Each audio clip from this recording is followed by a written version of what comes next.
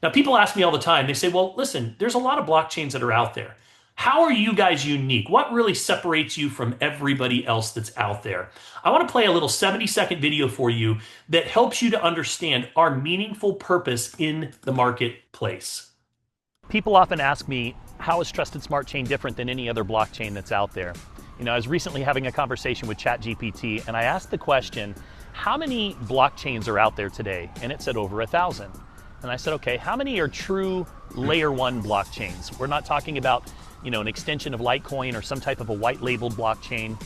And he came back and said 130. And then I asked, well, out of those 130, how many are fully operable? That means that their node network is active, their validators are online, they have the ability to be able to host a smart contract. And it said 30. And I thought, man, we are one of 30 layer one blockchains, which is pretty exciting.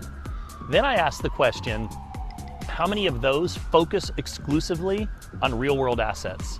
And it said 10. And then I asked the most important question.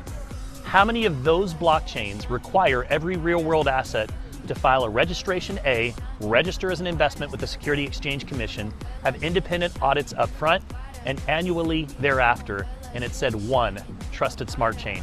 You want to know how we're different? We're raising the bar in this industry.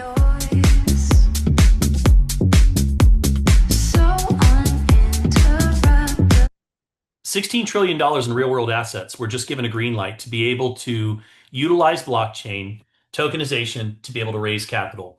And what I'm most excited about is that we are, to our knowledge, the first in the entire world to implement these standards. You see, it's not enough to just say, oh, we're tokenizing our assets, or we're backed by billions of dollars in businesses, or we're backed by gold, or we're backed by oil, because if the real world asset is not willing to tie that physical asset to those digital assets through a regulatory smart contract, at the end of the day, you just have clever marketing that's aimed to be able to go and bring dollars in.